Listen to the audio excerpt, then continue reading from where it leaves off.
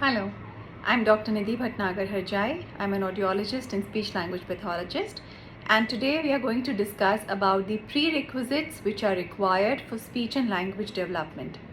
Often we see children who are diagnosed with a sensory impairment or are on the spectrum face issues in development of speech and language as well.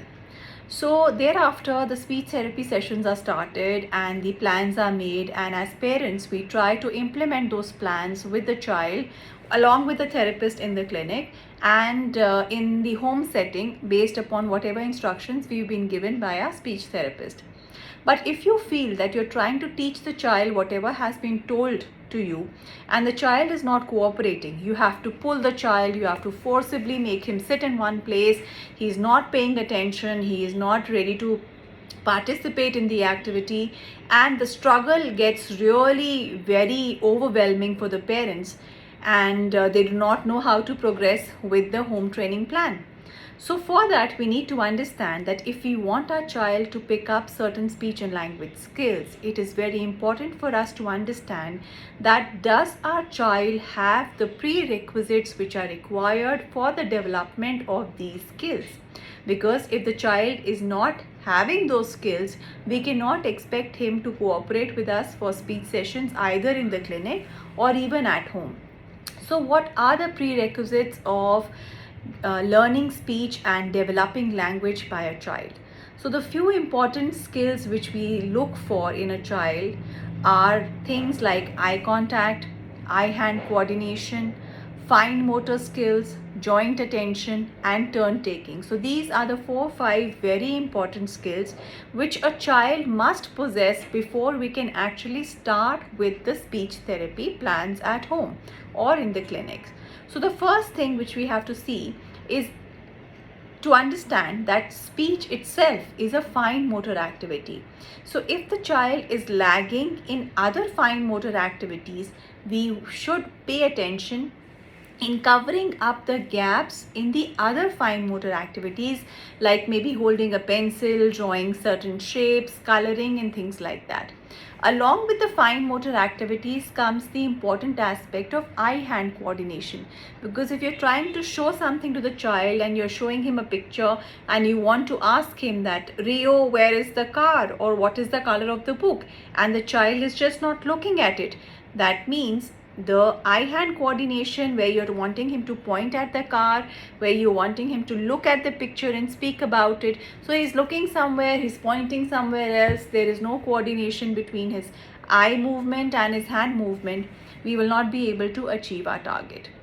Another very important thing is joint attention, getting the child to pay attention to what the speaker or the clinician or the therapist or the parent at home is saying. So we need to do certain activities where we are able to develop joint attention in a child by making him pay attention to what we are doing. It could be a simple activity like folding a piece of paper, or it could be a simple activity like maybe molding a clay, or maybe cutting out a sheet of paper. So for the child to actually pay attention to the activity which you are doing, you need to start paying attention to the activity which the child is doing. So the best idea would be to give him a toy or anything which is manipulable, and the child is playing with it, and you just try to sit with the child and see what he is doing. So say if the child is playing with clay and he's rolling some clay, so you have to sit with him and observe the child doing that and make the child take notice of the fact that you're observing. So you look at the child and tell him, oh Rio, so you are molding some clay, can you give me some? I'll play with you, I'll do it with you. So you take a piece of the part of the clay that he's playing with, you also start molding it. So simple activities where he is doing something and you start participating in the activity to teach him the concept of joint attention. Then turn taking. Turn taking, again, when we are talking about speech development, it is very important for our children to learn that speech development or speaking is an activity which requires taking turns. So if I am speaking and you are listening, and when you are speaking, I am listening. So we all have turns while we are talking in a group, or whether it's a one-to-one conversation. So turn taking is again a very important activity which has to be taught to the child. For turn taking, simple activities like maybe taking some pennies or coins and taking a piggy bank and telling the child that, okay Rio, so we have these coins, let's put them one by one into the piggy bank. So my turn, and I put a coin, your turn, and emphasize on your turn and make him put the coin. Then again, my turn, I'll put the coin, Rio's turn, and you make the child pick up the coin and guide his hand to put the coin into the piggy bank. So things like piggy bank, maybe things like a jigsaw puzzle, or maybe something as simple as lining up blocks, or lining up tomatoes or small lemons on the dining table. So you just have to be creative. The activities have to be very simple, very straightforward, and not too long in duration.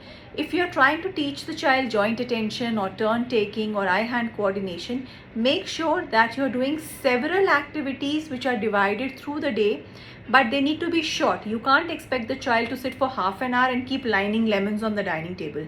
So just ensure that there are 15-20 lemons, and you say that, okay, let's line them up in a straight line. Let's make a train of lemons. So Rio's turn, he puts a lemon. Mama's turn, Mama puts the lemon. Rio's turn, Rio puts the lemon. Daddy's turn, Daddy puts the lemon. So once the activity of lining up the lemons is complete, that's the end of the activity. So make sure that your activities are short, they are interesting, and they are divided through the day. That means they are done several times in the day. So before we can actually go in for teaching speech development skills or pragmatic skills to the child, it is important to focus on the prerequisites which are required for development of speech. I will be sharing more activities shortly based on each of these prerequisites. So you can contact me if you have any more queries or further clarifications if you require. So wish you all the best. Thank you.